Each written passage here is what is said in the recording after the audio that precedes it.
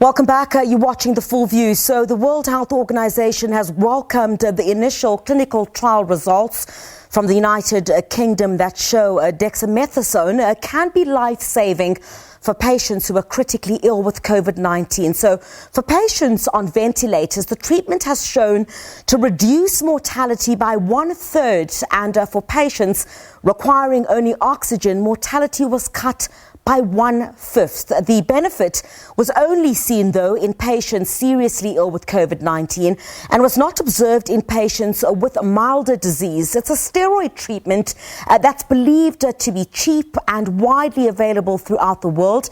It's also believed to be the first drug to be shown to improve survival in COVID-19 patients. Professor Salim Abdool Karim, the Chairperson of the Ministerial Advisory Committee on COVID-19 here in South Africa, joins me now live via Skype. A very good evening to you, Prof. Thanks indeed for your time.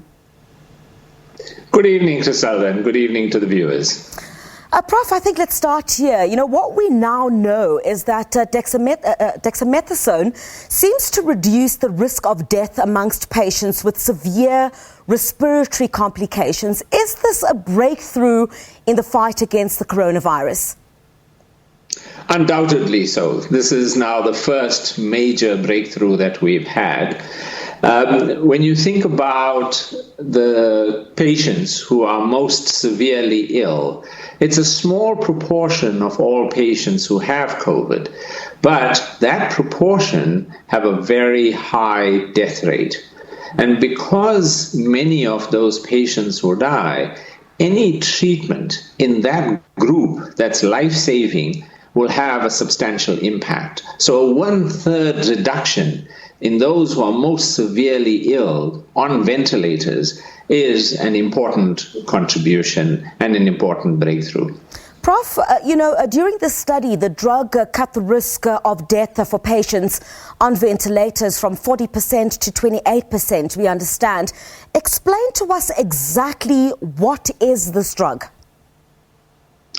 So this drug is a steroid. It's a corticosteroid. It's widely used. It's used for a lot of different indications, including raised intracranial pressure and so on. Its basic way in which it works, it suppresses inflammation.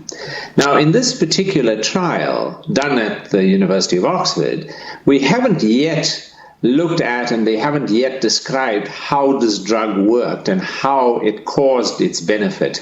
But if I had to look at their data, the fact that it didn't make a difference in patients who did not need oxygen or who did not need ventilation told me that those who are more severely ill, we know that they have something called a cytokine storm.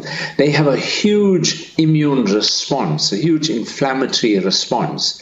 And so this drug may be working by suppressing that inflammatory response. And that's why it doesn't really provide benefit to those who are not severely ill. It only really benefits those on ventilators and needing oxygen. In other words, patients who are quite ill.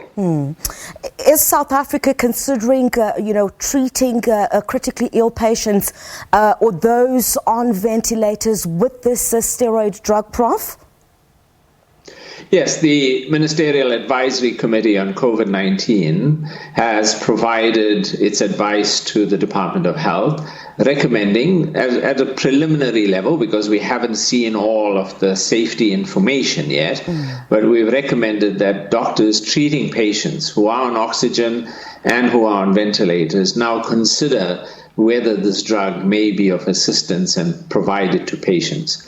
It's already used in some patients, in some hospitals, but in others it's not being used, and so its addition may be important. I think we would like to see all of the information. I know, ideally, in a normal world, we would wait for the information to become fully available, wait for the paper to get published in a journal. We'd like to have it presented at a conference where we can debate it and then be confident in it. But COVID can't wait. And so we're having to make decisions tentatively, but at this point we are recommending that it be considered for use in patients on ventilators and on oxygen.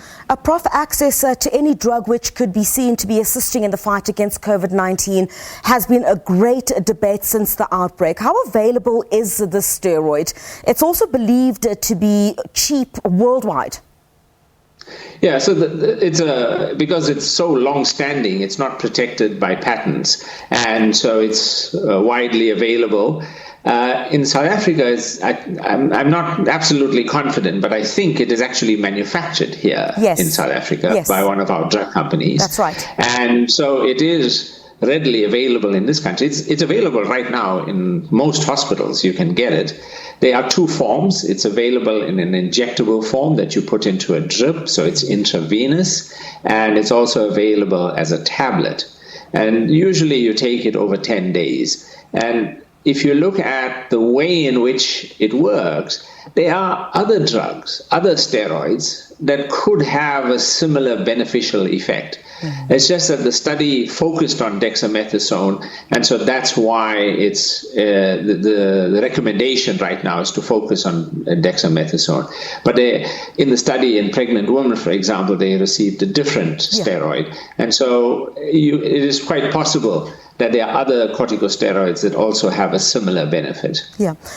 Prof, would love to chat a bit more about this and, of course, what's believed to be a new wave of the coronavirus in Beijing. But unfortunately, we've run out of time. Quite a busy evening here on the program tonight. Professor Salim Abdool Karim, the chairperson of the Ministerial Advisory Committee on COVID-19 here in South Africa, talking to us about the steroid drug dexamethasone, which a study has shown reduces the death rates amongst severely ill coronavirus patients. We'll take a break. Is that it? Yes, we'll take a break.